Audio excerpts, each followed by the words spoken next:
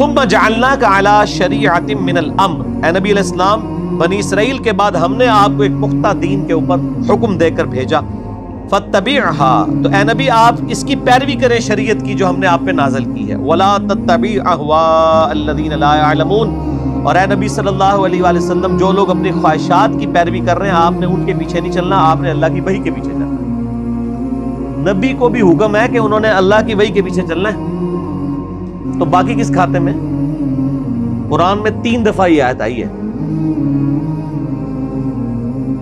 سورہ یونس میں، سورۃ الانعام کے اندر، سورہ الزمر کے اندر، قل انی اخاف ان عصیت ربی عذاب یوم عظیم، اے نبی تم فرماؤ کہ مجھے تو خود ڈر ہے اس بات کا کہ اگر میں نے بھی اللہ کی نافرمانی کی تو بڑے دن کا عذاب مجھے بھی آ پکڑے گا۔ کس نے؟ نبی صلی اللہ علیہ وسلم۔ یہ باتیں اس لیے کہلوائی گئی، حالانکہ نبی علیہ السلام تو اللہ کے محبوب ہیں، صرف اس لیے کہلوائی گئی کہ تاکہ بعد میں کوئی بندہ تکبر کے ساتھ معاملات کو کلیم نہ کرنا شروع کر دے کہ یہ بزرگوں تو نماز کی ضرورت ہی نہیں، اللہ تک پہنچ چکے نا۔ کہتے ہیں جی نماز تو اللہ تک پہنچنے کے لیے چاہیے، تو جو اللہ تک پہنچ چکے ہیں انہوں نمازہ معاف نہیں۔ یہ اس لیے یہ باتیں ہوتی ہیں تاکہ کوئی تکبر کا جملہ نہ بولے، ڈرتا رہے۔ میں نے کئی دفعہ عرض کیا کہ آپ دیکھیں شیخ عبد القادر جیلانی رحمہ اللہ کی طرف کتنا بڑا جھوٹ منسوب کیا گیا، وہ قصیدہ غوثیہ ایک جس کے اندر لکھا ہے تمام اولیاء کی گردن پہ میرا پاؤں ہے۔ سر یہ جو جملہ ہے نا کہ تمام اولیاء کی گردن پہ میرا پاؤں ہے، یہ کوئی مسلمان نہیں بول سکتا، ولی تو چھوڑ دے، یہ شیخ عبد القادر جیلانی پہ جھوٹ باندھا گیا، انہوں نے نہیں کہیں کہا، یہ قصیدہ غوثیہ ہے ہی جھوٹ ہے، انہوں نے نہیں لکھا۔ اللہ کا نیک بندہ تو ہر وقت ڈرتا رہتا ہے، وہ یہ فرعونی الفاظ یہ تو فرعون بولے گا کہ میرا لوگوں کے گردن پہ پاؤں ہے۔ کیا حضرت ابوبکر صدیق نے کہیں بولا ہے یہ کہ تمام صحابہ کی گردن پہ میرا پاؤں ہے؟ صحابہ کے سردار کون ہے؟ ابوبکر صدیق۔ یہ کہتے ہیں عبد القادر جیلانی اولیاء اللہ کے سردار ہیں۔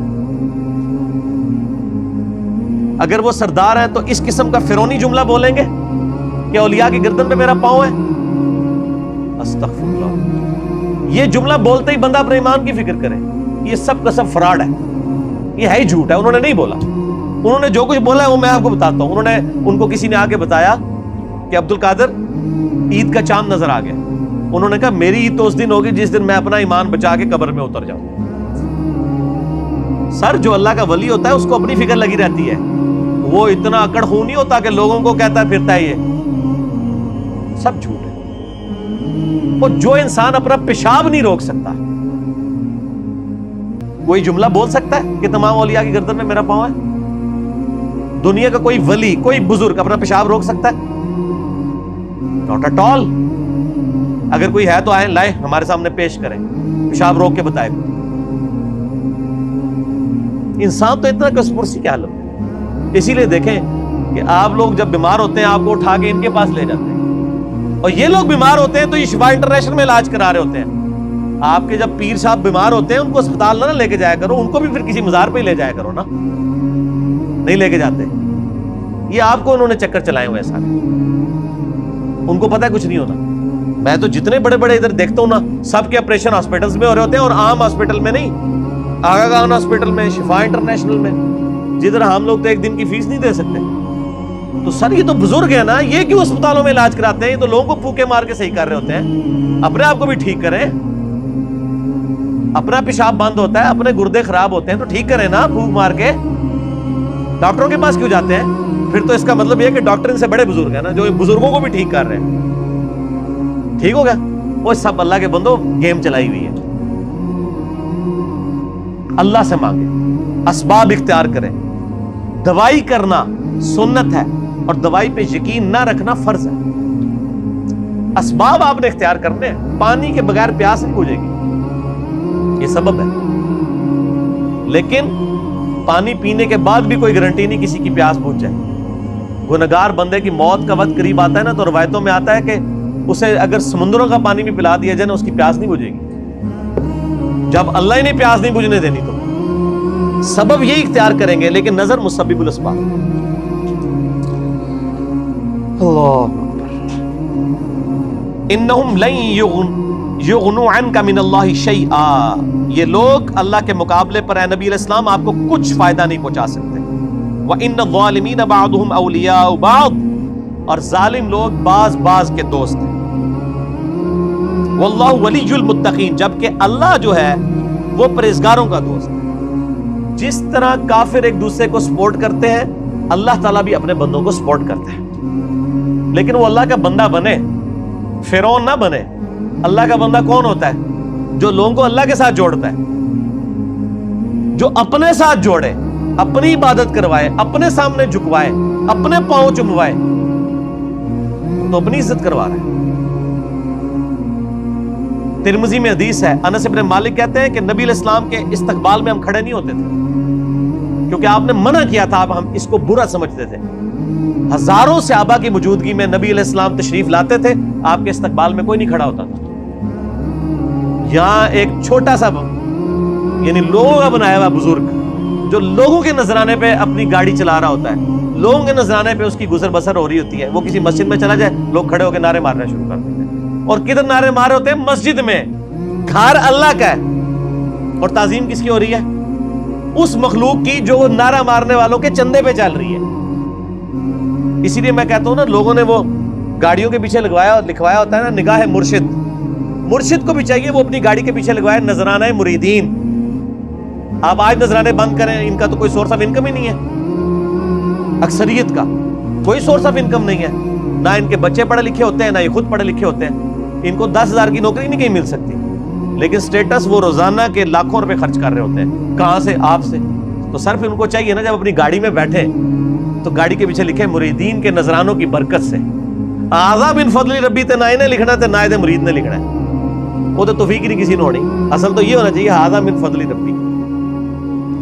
تو اگر اتنے مریدین لکھ رہے ہیں نگاہ مرشد، تو پیر بھی لکھ دے نذرانہ مرید کی برکت سے، جو سچائی ہے. دوسرے والی تو ہے جھوٹ ہے. نگاہ مرشد کے جس مرشد میں تسی پال رہے ہو، مرشد تو کس نے پال سکتا ہے؟ اللہ پال رہا ہے، اللہ دے رہا ہے. اللہ کافروں کو بھی دیتا ہے، اللہ مسلمانوں کو بھی دیتا ہے. اللہ جانوروں کو بھی دیتا ہے، اللہ درختوں کو بھی دیتا ہے. سب اللہ دینے والے ہیں. اللہ طرف مارا ہے. واللہ ولی المتقین، اللہ تعالیٰ پشت پناہ ہے پرہیزگاروں کا.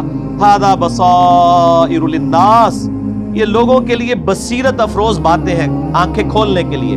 وہدی ورحمۃ لقوم یوقنون، اور ہدایت اور رحمت ہے یہ قرآن ان لوگوں کے لیے جو بات یقین کرنا چاہیں. جنہوں نے نہیں ماننی ان کے لیے قرآن میں کوئی ہدایت نہیں. ام حسب الذین اجترحوا السیئات ان نجعلهم كالذین آمنوا وعملوا الصالحات سواء محیاہم ومماتہم، کیا وہ لوگ جو برائیوں کا ارتکاب کرتے ہیں، کیا ہم ان کو ویسا ہی بنا دیں گے کہ جو ایمان لائیں اور نیک اعمال کریں، کہ یکساں ہو جائے دونوں کا جینا اور مرنا؟ نہیں. دنیا میں بھی بادشاہ جو ہوتے ہیں وہ اپنے تابع فرمان بندوں کو نوازتے ہیں، دشمنوں کو سزا دیتے ہیں. تو اللہ تعالیٰ فرماتا ہے جو میرے ماننے والے ہیں وہ، اور جو میرے نہ ماننے والے ہیں میرے نافرمان، ان کو میں برابر کر دوں گا. ان کی زندگی اور موت برابر ہوگی؟ نہیں. زندگی ہو سکتا ہے کافر کی بہتر ہو، لیکن مرنے کے بعد ایمان والے اور نیک عمل کرنے والے کے لیے آخرت میں اللہ کا انعام. ساء ما یحکمون، کتنا برا حکم تم لگا رہے ہو اگر تمہارے دماغ میں کہیں یہ بات ہے کہ یہ لوگ برابر ہو سکتے ہیں. وخلق اللہ السماوات والارض بالحق، اور اللہ نے آسمانوں اور زمین کو پرپس فل پیدا کیا ہے. وَلِتُجْزَى كُلُّ نَفْسٍ بِمَا كَسَبَتْ، تاکہ بدلہ دیا جائے ہر جان کو جو اس نے کمایا. وَهُمْ لَا يُظْلَمُونَ، اور کسی پہ ظلم نہیں ہوگا. یہ اللہ نے ایک لائن کے اندر مقصد بیان فرما دیا ہے کہ زمین و آسمان کی پیدائش کا مقصد یہ ہے کہ اللہ تعالیٰ آزمائے گا کون نیک عمال کرتا ہے، اس کے بعد اللہ تعالیٰ نیک عمال والے کو اس کے عمال کا بدلہ دے گا، برے عمال والے کو اس کے عمال کا بدلہ دے گا. اب بڑی سخت آیت آ رہی ہے قرآن حکیم کی، اس ایک آیت پہ گھنٹوں بولا جا سکتا ہے. افرائیت من اتخذ الہہ ہوا، اے نبی صلی اللہ علیہ وآلہ وسلم بھلا تم نے اس شخص کو دیکھا جس نے اپنی خواہش نفس کو اپنا خدا بنا لیا.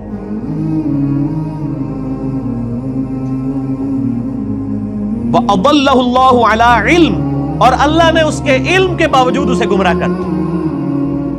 وَخَتَمَ عَلَىٰ سَمْعِهِ وَقَلْبِهِ، اور اللہ نے اس کے کانوں پر، اس کے دل پر مہر لگا دی ہے. وجعل علی بصرہ، اور اس کی آنکھوں پر غشاوہ، پردہ ڈال دیا ہے. فمن یہدہ من بعد اللہ افلا تذکرون، تو بتاؤ اب اللہ کے بعد کون ہے جو اس کو ہدایت دے؟ کیا تم غور نہیں کرتے؟ جس کو اللہ گمراہ کر دے. من یہدہ اللہ فلا مضل لہ، جسے اللہ ہدایت دے اسے گمراہ نہیں کر سکتا. ومن یضلل فلا ہادی لہ، اور جسے اللہ گمراہ کر دے اسے کوئی ہدایت نہیں دے سکتا. تو اللہ تعالیٰ فرما رہا ہے کہ ایسا شخص جو اپنی خواہش نفس کی پیروی کرتا ہے، تو اگرچہ اس کے پاس علم بھی ہوتا ہے پھر بھی وہ بہرا، اندھا اور گونگا ہو جاتا ہے، حق بات قبول نہیں کرتا، کیونکہ اللہ اسے گمراہ رہنے دیتا ہے کہ اس کے پاس علم تھا، اس کے باوجود اس نے اس علم کا فائدہ نہیں اٹھایا. ایک بندے کے پاس علم ہے کہ اگر میں بلڈنگ کے 10ویں فلور سے باہر چھلانگ لگاؤں تو مر جاؤں گا،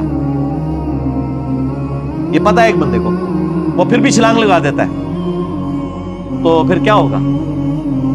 مر جائے گا. یہی حال اس شخص کا ہے کہ جس کو قرآن و سنت کا علم دیا گیا لیکن اس پہ عمل نہیں وہ کر رہا. اسے ہم کہتے ہیں قرآن میں لکھا ہے ایاک نعبد و ایاک نستعین، صرف اللہ ہی کو پکار. وہ کہتا ہے نہیں، میرے بابے کہتے ہیں بابوں کو پکارو.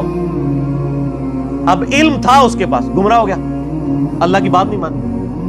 ایک بندے کو بتایا بھی بخاری مسلم میں نماز کا طریقہ رکوع میں جاتے وقت اور رکوع سے اٹھتے وقت رفع الیدین کے ساتھ لکھا ہے، نہیں مانا.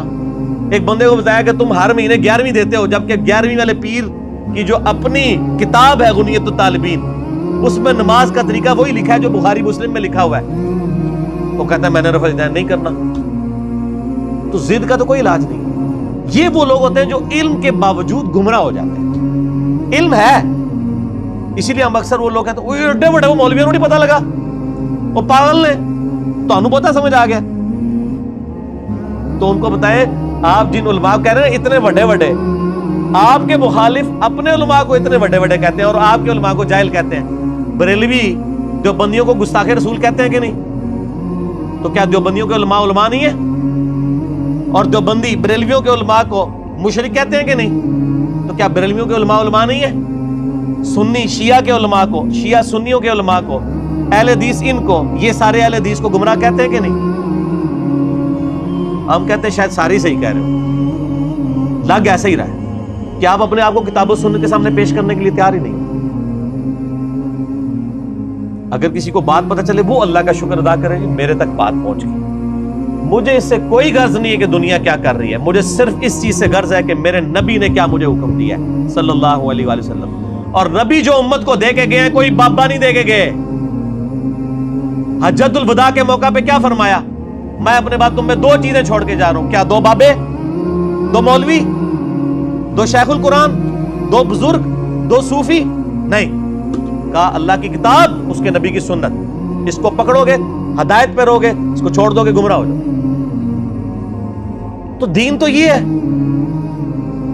ایک بندہ آپ کو قرآن سکھا تو رہا ہے لیکن خود قرآن پہ عمل نہیں کر رہا، تو اس کا قرآن کا سکھانا کیا ہے؟ میں آپ کو کلمہ پڑھا کے مسلمان کر دوں، جب آپ مسلمان ہو اور میں آپ کو بتاؤں کہ یہ اللہ کی کتاب ہے، آپ کتاب کھول کے مجھے کہیں گے آپ نے مجھے مسلمان تو کیا ہے لیکن اس کتاب میں جو کچھ لکھا آپ تو اس پہ عمل ہی نہیں کر رہے، تو آپ اس کو کیا یہ کہیں گے کہ میں تمہیں کلمہ پڑھایا اس واسطے میں جو کہوں گا وہی صحیح ہے، یہ کہیں گے یا قرآن کو مانیں گے؟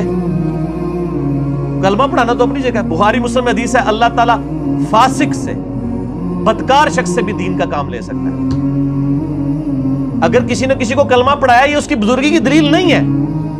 اگر کوئی کہتا ہے آج ڈاکٹر ذاکر نائک نے ہزاروں لوگوں کو کلمہ پڑھایا ہے، بریلوی دیوبندی اس کو بزرگ کیوں نہیں مان لیتے؟ پھر تسی بھی جھوٹ مارنے بند کر دو. 90 لاکھ نو کلمہ پڑھایا ہے، ادو تو 90 لاکھ بادی کوئی نہیں سی.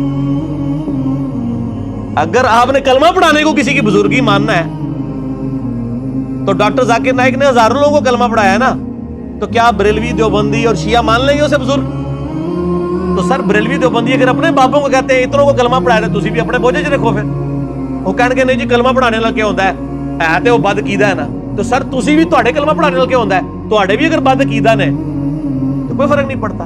فرق کس سے پڑتا ہے؟ قرآن و سنت سے. اللہ کے نبی کے قدموں تک پہنچو، کسی بابے کے قدموں تک نہیں.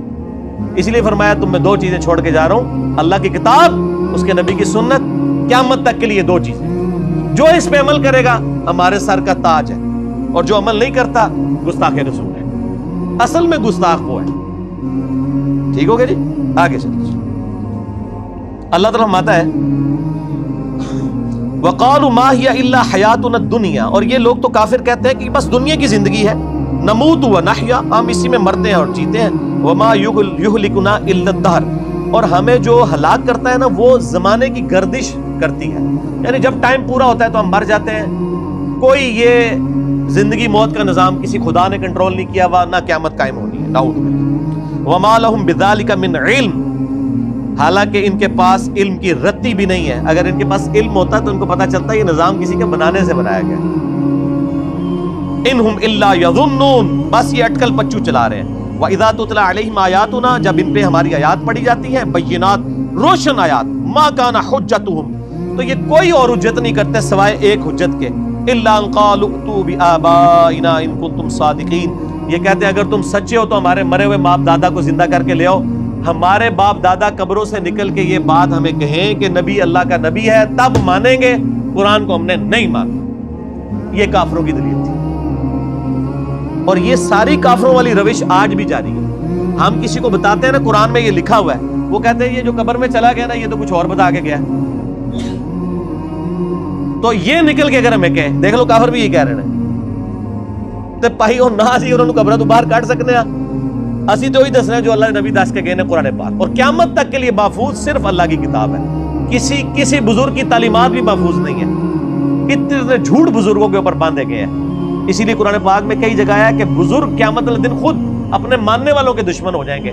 2.25 ارب عیسائی کہہ رہے ہیں حضرت عیسیٰ اللہ کے بیٹے ہیں، تو حضرت عیسیٰ ان لوگوں کے دشمن بنیں گے کہ نہیں؟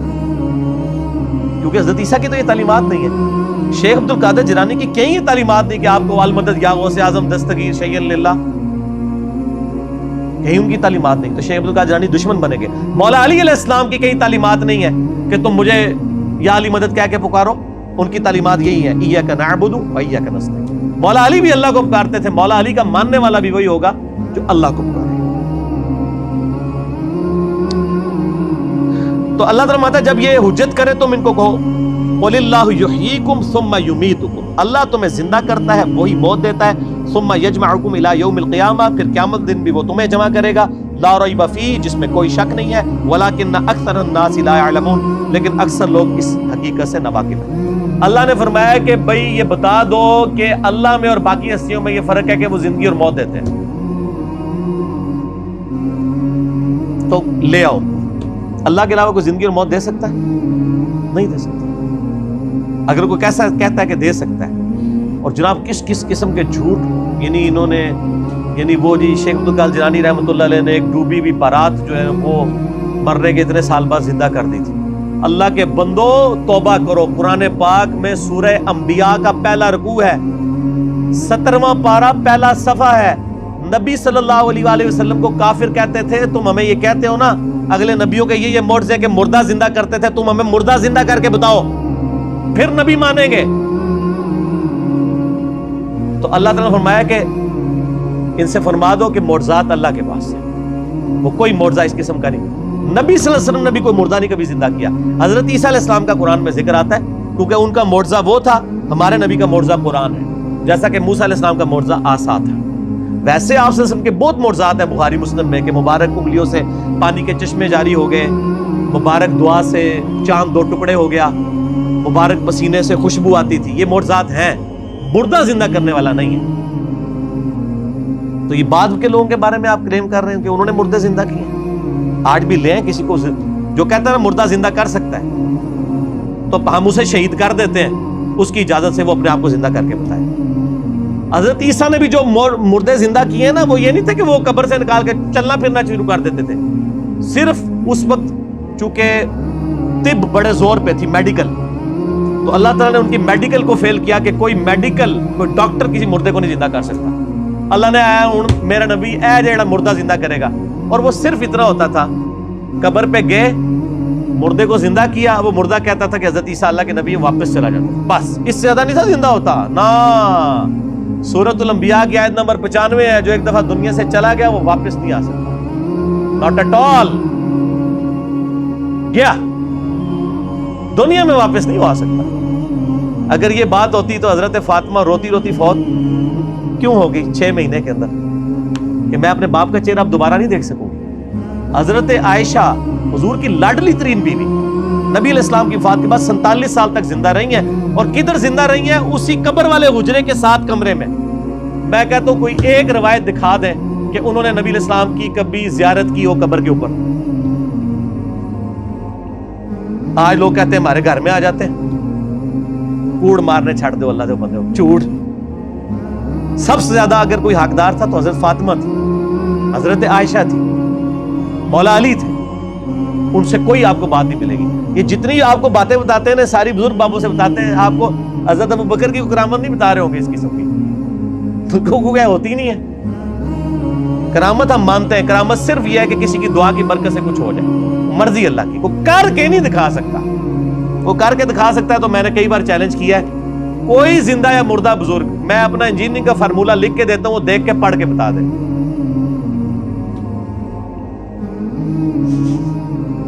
وہ جن کو چیلنج دے رہے ہوتے ہیں وہ کہتے ہیں نہیں یار نہیں پڑھ سکتے ہو۔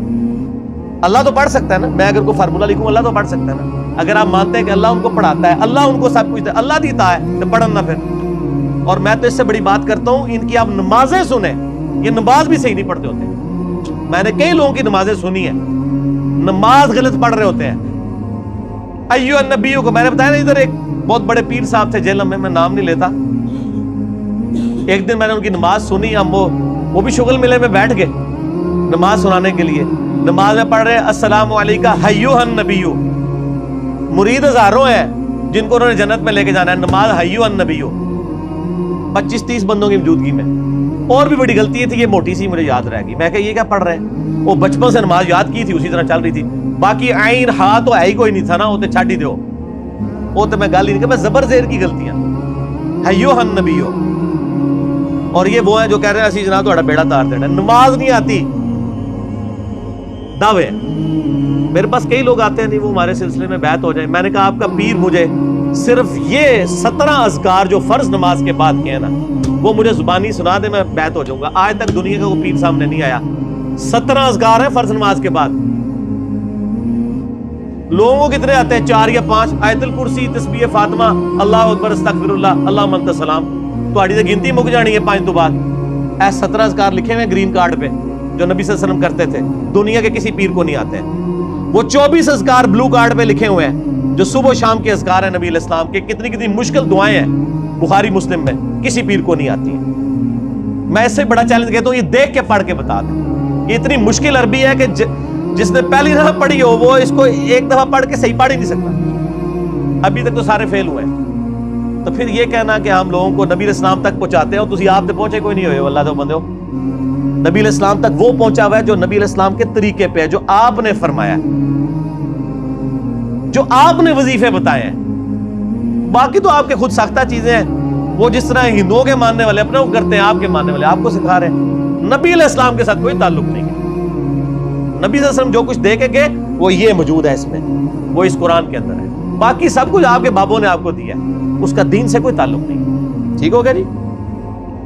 اور ویسے بابوں کے اوپر کوئی ناراض بھی نہیں ہونا چاہیے، کیونکہ سارے ایک دوسرے کے بابوں کو نہیں مانتے۔ جب سارے ایک دوسرے کو نہیں مان رہے ہیں تو ہم کہہ رہے ہیں سارے ٹھیک کہہ رہے ہو، کسی کے بھی نہ مانو، ایک بندے کو اپنا امام بناؤ، امام اعظم محمد رسول اللہ صلی اللہ علیہ وآلہ وسلم صلاۃ تسلیما کثیرا کثیرا۔ ٹھیک ہو گیا؟